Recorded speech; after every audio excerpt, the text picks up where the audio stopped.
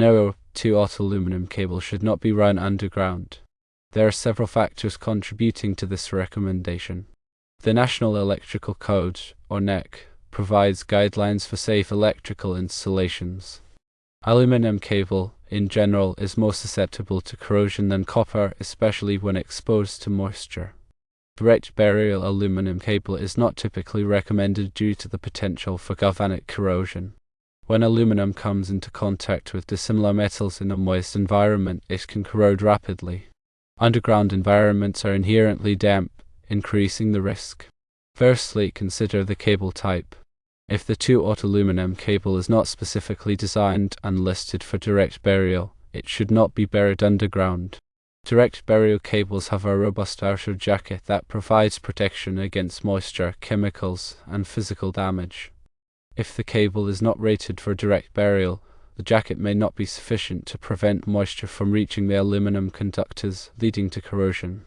Secondly, review the NEC requirements.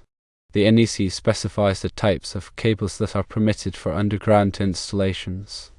It also outlines the requirements for burial depth, conduit use, and other protective measures.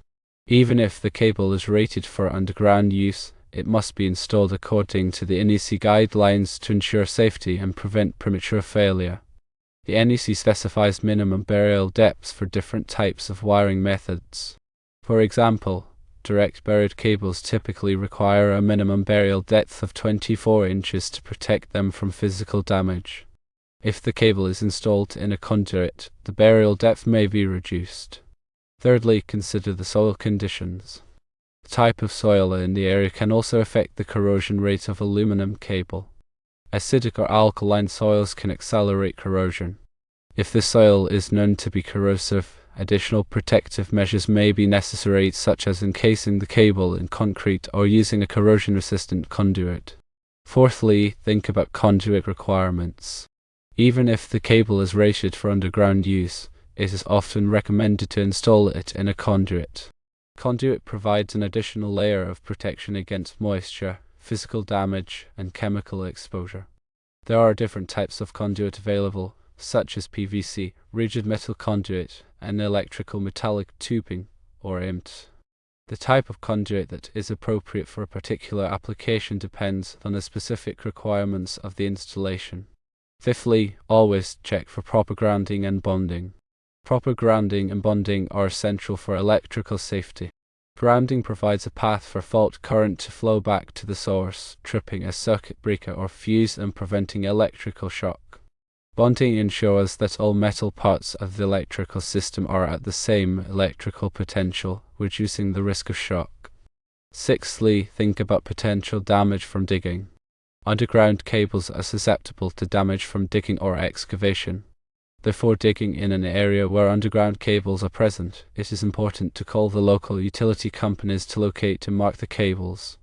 This will help prevent accidental damage to the cables and ensure the safety of workers. Seventhly, consider the effect of water. Water can penetrate the cable assembly and cause corrosion. This is especially true for aluminum conductors. If the cable is not properly sealed, water can wick into the cable through the ends or through any damage to the outer jacket.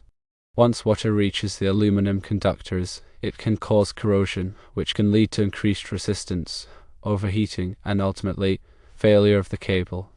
Eighthly, think about the long-term maintenance and replacement. Underground cables are more difficult to maintain and replace than above-ground cables. If an underground cable fails, it may be necessary to excavate the cable to repair or replace it. This can be a costly and time-consuming process. Therefore, it is important to use high-quality cables and install them properly to minimize the risk of failure. Ninthly, NEC Table 300.5 provides minimum cover requirements for direct buried cables. Ensuring compliance with these burial depths is crucial for preventing physical damage to the cable from activities like digging. The specific depth depends on the voltage and location, such as under driveways or areas subject to vehicular traffic. Tenthly, you should consider the impact of temperature. Underground cables are subject to temperature variations. While the ground temperature is generally more stable than the air temperature, it can still fluctuate depending on the climate and soil conditions. These temperature fluctuations can cause the cable to expand and contract, which can stress the conductors and insulation. 11thly, consider the chemical exposure. Underground cables can be exposed to a variety of chemicals, such as fertilizers, pesticides, and road salts. These chemicals can degrade the cable jacket and insulation, leading to corrosion and failure. If the soil is known to be contaminated with chemicals, it may be necessary to use a special type of cable that is resistant to chemical attack. Aluminum conductors have specific ampacity ratings based on their size and insulation type, as outlined in NEC Table 310.15b16. These ratings are crucial for ensuring the cable can safely carry the intended load without overheating. Using a cable with an insufficient ampacity rating can lead to dangerous overheating and potentially cause a fire. For underground installations, it is generally recommended to use copper conductors. Copper is more resistant to corrosion than aluminum and has a higher conductivity, making it a safer and more reliable choice for underground wiring. If aluminum cable is used underground, it must be specifically listed for that purpose and installed in accordance with the NEC.